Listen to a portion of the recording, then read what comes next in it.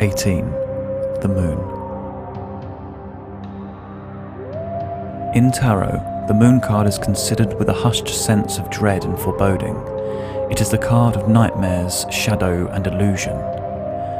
It speaks of the dark night of the soul in which we are confronted with our inner primordial impulses, which we desperately deign to suppress.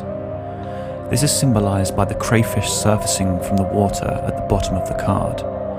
These ancient crustaceans lurk in deep oceans and seldom see sunlight. This is an apt metaphor for the primal impulses that stir in the subconscious ocean of our psyche. This disturbing emergence is heralded by a dog and a wolf barking or howling, signaling to us that something is deeply wrong. In reality, wolves do not howl at the moon. This is merely a trope in popular culture and reflects something of our own subconscious with regards to the moon. A path leads from the water into the distance between two towers. This indicates a nocturnal journey must be taken. It is at night when we are unable to evade the torment of a tortured mind. There is no escaping at night what lies dormant during the day. H.P. Lovecraft subtly increases tension in his books by evoking the waxing gibbous moon, indicating that the worst is yet to come. There are many mythological figures which correspond to the moon. For example, Diana, who is the Roman lunar deity of the hunt. She is considered part of a triplicity with Selene, the actual divine embodiment of the moon, and Hecate, ruler of the gates of the underworld. All three aspects are represented by the moon card. The howling canines in the centre of the card evoke the archetype of Anubis, who also governs the underworld. In astrology, the moon card relates to Pisces, the sign of mutable water on the zodiac. The mystical and creative association with Pisces falls seamlessly into the nature of the card. In Kabbalah, the moon represents the ninth Sephiroth, Yesod, the foundation.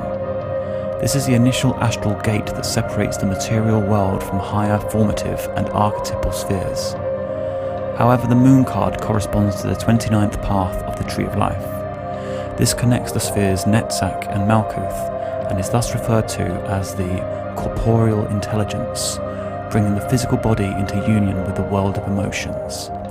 Here sleep and procreation are governed.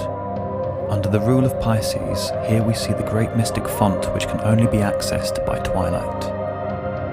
The moon card warns us against fighting the tide of flux and reflux that occurs in the schism between mind and body. The ever-changing lunar phases create a rhythm in our collective unconscious, offering some moments of great insight and inspiration, and sending the less integrated into periods of emotional instability, perhaps even frenzy.